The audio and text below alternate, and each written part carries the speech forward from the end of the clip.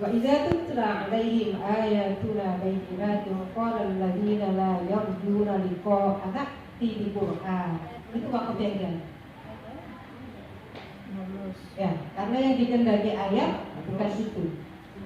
Tapi qala alladziina la yarjuna liqa'ana fi Qur'an ghairiha. Jadi kalau peserta wakaf di Quran itu jadi. Oke ya.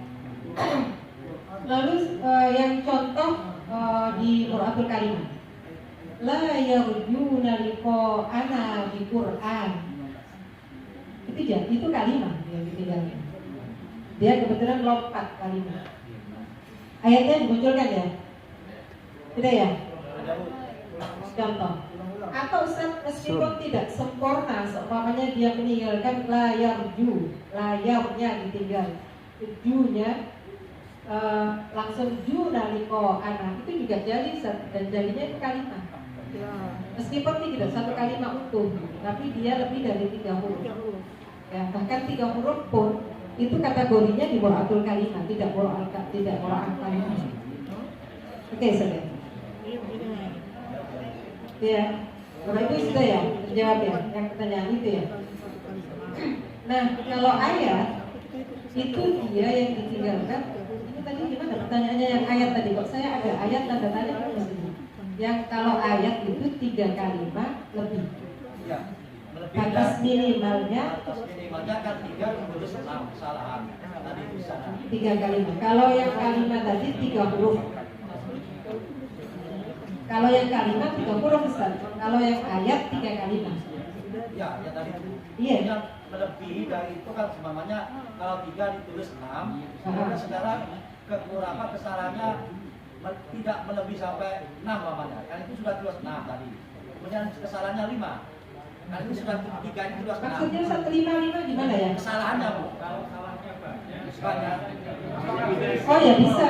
Jadi kalau misalnya dia sama baca ayat ini, layar juna meninggalkan layar juna dengan juna saja itu sama Ustaz pengurangannya 6. Itu kan sudah 6 Bu ya. Iya. Sekarang kesalahannya Dia salah lagi. Salah lagi tapi tidak sampai 3, 2 namanya. 2 huruf. 2 huruf. Ya berarti 2 huruf. Apa tulisnya cuma 6? Hitungnya masuknya di Qur'anul huruf. Masuk di huruf kalau huruf. Iya. Kalau kalimat kan harus minimal Kalau 3. nggak sampai 3 huruf, masuknya kalau nggak sampai 3 huruf, masuknya di Qur'anul huruf. Huruf Kalau kalimat nggak sampai ayat. 3 kalimat, masuknya di Qur'anul kalimat. Kalimat. Kalau 3 kalimat, masuknya di Qur'anul ayat. Ayat. Oke ya? Oke ya? Nah, ini di Quran ya berarti 2 kali itu bisa kurang. Tapi itu jarang terjadi ya. Jarang terjadi. Tapi pada anak-anak bisa saja. Oke ya? Bapak sudah ya? Ya. Tapi kalau dia qala alladziina la yarjuna qala alladziina itu bisa khofi benar. Tapi kalau dia sambung la yarjuna liqa'ana itu sempurna wakaf secara intiron. Meskipun harusnya qala alladziina la yarjuna liqa'ana di Qur'an bukan ada obat itu namanya aman secara nafas gitu. Jadi dia panggal tadi kan karena nafasnya nggak cukup. Dan yang penting di hakim faswah paham makna ayat itu ketika menghadapi peserta yang nafasnya tidak cukup sampai tanda wakaf. Nah kalau cukup sampai tanda wakaf ya nggak perlu hakim yang paham faswah paham makna ayat, aman-aman saja kan gitu. Yang diantisipasi itu kan ada peserta yang menggal ayat sebelum tanda wakaf. Itu masalahnya. Oke ya, sampai situ benar ya. Nah yang nggak boleh berhenti itu di mana? Bapak Ibu jangan sampai salah memahami ya, karena ini ada di tempat tertentu. Wakaf lamali itu bukan berarti tidak boleh berhenti di situ, tidak boleh berhenti, tapi harus diulang dari kalimat sebelumnya yang secara makna aman. Gitu ya? Bagaimana dengan wakaf lazim? Apakah harus berhenti? Bapak Ibu yang saya hormati, wakaf itu iftirori. Bapak Ibu kalau misalnya punya keterbatasan pemahaman makna ayat, menggunakan mushafnya jangan satu versi. Ya. Kalau perlu beberapa versi, bahwa Quran lebih dari satu nggak masalah. Ya, karena ada mushaf yang Mushaf tertentu itu lazim, tapi mushaf tertentu tidak lazim. Ada mushaf tertentu lamalik, tapi yang lainnya tidak. Sehingga kalau punya keterbatasan pemahaman makna ayat, bagusnya jangan menggunakan satu mushaf. Saya pernah menyarankan itu di Hasan Asaha karena saya tahu betul kemampuan berbahasanya, jadi saya sarankan nama mushaf Indonesia. Nah, tapi kalau begitu kan kalau teman dekat nggak masalah ya. Tapi kalau nggak kan lebih baik sadar diri aja. Kan al-waslul aula shot lam ya itu berarti pun apa bisa salah. Ya, meskipun wasol lebih bagus, tapi berhenti tidak masalah. Tuh, kalau kof lam ya bagusnya wakof, tapi nggak wakof nggak apa-apa. Jangan sampai nanti ada nggak wakof, nggak apa-apa, boleh. Termasuk juga diantaranya wakof mu'anakof kemudian tidak berhenti di salah satunya ya nggak masalah. Kalau nafasnya kuat, tidak harus berhenti di salah satu. Kalau mau berhenti di salah satunya, tapi kalau tidak berhenti pun nggak masalah. Ya. Kemudian apa tadi? Harokat yang khofi dan yang jali. Kalau harokat yang khofi itu pengucapan harokat yang tidak sempurna. Saya tadi mencontohkan yakin gitu, ujungnya belok kayak gitu. Nah, yang jadi dia harusnya kasroh dibaca fathah. Contohnya misalnya qala alladziina laa yarjuuna liqaa'ana ta. Jelas ya saya? Itu jadi. Ya. Meskipun harusnya secara kalau dia paham posisi kalimat harusnya itu tidak terjadi, ya. Atau posisi fi'il ya harusnya tidak terjadi. Ya. Tapi kadang namanya satu lisan bisa saja itu terjadi.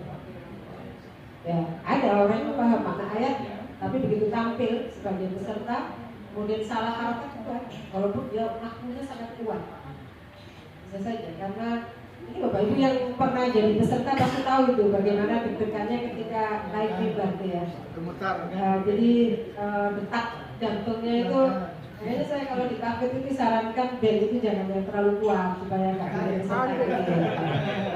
Hakim penanya itu kalau ragu-ragu nggak usah kepel supaya nggak pengaruh terhadap konsentrasi peserta. Yang korek apa itu nanti lebih detailnya bisa dibantu ya. Ini suara ya, suara dulu. Oke, suara. Apa sih yang kemarin jadi pertanyaan vokal dan keutuhan suara? Vokal itu kan macam-macam ya. Ada yang kecil, ada yang besar, ada yang bass, ada yang karol dan lain sebagainya itu. Yang sering jadi pertanyaan itu kejernian atau kebeningan ya. Kejernian dan kebeningan sama kenyaringan. Itu kan kejernian sama kebeningan itu garis miring ya. Jadi jernih itu artinya dia tidak ada serat. Ya, tidak ada serat. Kemudian Bapak Ibu kalau di laki-laki itu ada suara kalau Ustaz Ali biasa menyebutnya itu suara puber. Kalau saya nggak nyebut suara puber, nggak enak. Suara transisi. Ya, itu biasanya cenderung kasar itu suaranya. Ya. Nah, kalau kenyaringan itu suara yang stabil dari nada rendah sampai tinggi. Dia bisa sampai tinggi benar. Ya, dia sampai tinggi benar. Kenyaringan juga bisa dipahami dari power suara yang stabil, yang kuat. Jadi suara yang kuat. Karena ada suara itu dia halus gitu, lembut. Kalaupun lembut, yang nyaring itu dia lembutnya itu lembut. Bahasa Betawinya itu nendang. Ada nendang. Gerbetannya itu apa ya? Apa namanya di sini? Itu yang dimaksudkan dengan kenyaringan di sini. Ya. Saya coba diskusikan beberapa senior di Tilawah yang dulu menggagas ini. Seperti itu. Jadi kalau nanti misalnya, Bapak Ibu bisa ngecek ini kebenarannya dari jenis kesalahan yang ada di lagu. Ya, di buku sudah ada. Jadi jenis kesalahan itu suara kasar, suara serak, suara tidak bisa tinggi, gitu ya. Nah, nyaring ini diantaranya suara yang bisa tinggi dan tingginya itu stabil. Sampai tinggi itu stabil. Oke. Bisa dibedakan ya suara saya. Karena ada suara yang bagus, tapi dia nggak bisa tinggi, nggak mampu tinggi. Itu artinya tidak nyaring, kurang ya. Oke ya, kehalusan, kelembutan. Kalau kehalusan, kelembutan itu Bapak Ibu bisa membedakan pembawaan seseorang itu memang. Kalau saya menganalogkan itu bisa gini loh, sama kayak orang bawa mobil atau bawa motor, sama-sama bisa nyetir, itu ada yang walaupun sudah lama nyetir, tapi kalau menjegas itu bikin orang gak nyaman gitu di mobil. Ada yang gitu ya. Dan itu menurut saya kok nggak dibuat-buat, memang bawaan kaki ya. Ada yang akhirnya karakter gitu, ada yang seperti itu. Jadi menyentuh hati pendengar.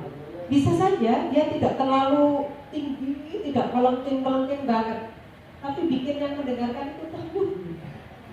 Lagi-lagi soal rasa kan? Lagi-lagi soal rasa. Nah sekarang bagaimana nanti membuat pendengar tersentuh hatinya itu? Walaupun di sini ada subjektivitas, tapi tetap dibatasi maksimal. Di sini kan ada subjektivitas tuh. Dan subjektivitasnya cukup tinggi. Walaupun demikian tetap dibatasi intervalnya, boleh maksimal. Ya, dari angka tertinggi ke angka terendah itu 2 saja. Tafsir aja sekarang cuma 2. Ya, apalagi yang di sini.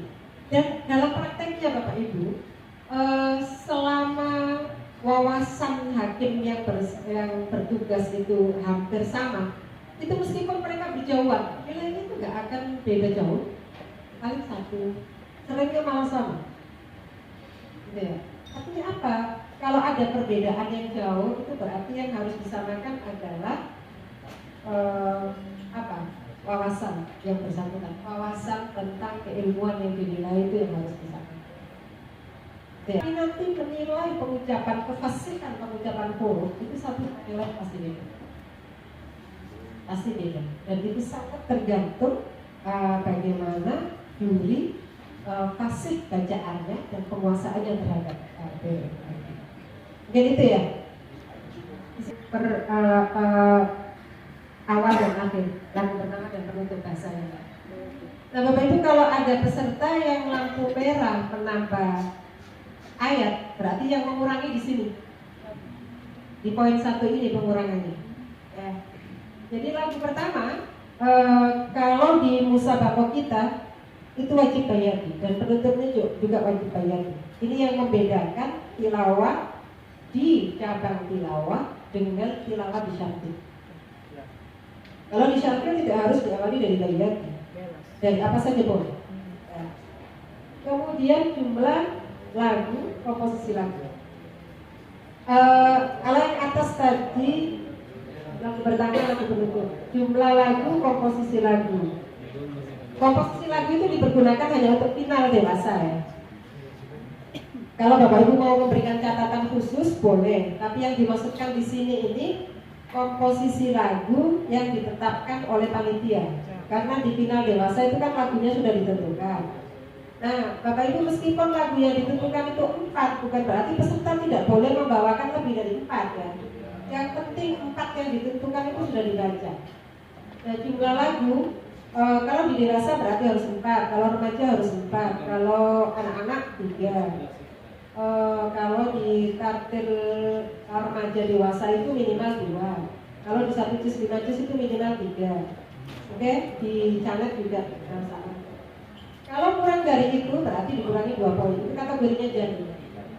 Begitu juga komposisi lagu di final. Kalau peserta merubah komposisinya itu berarti jadi juga sama. Oke. Kemudian di peralihan keutuhan, peralihan itu garis koma ya. Peralihan keutuhan dan tempo lagu.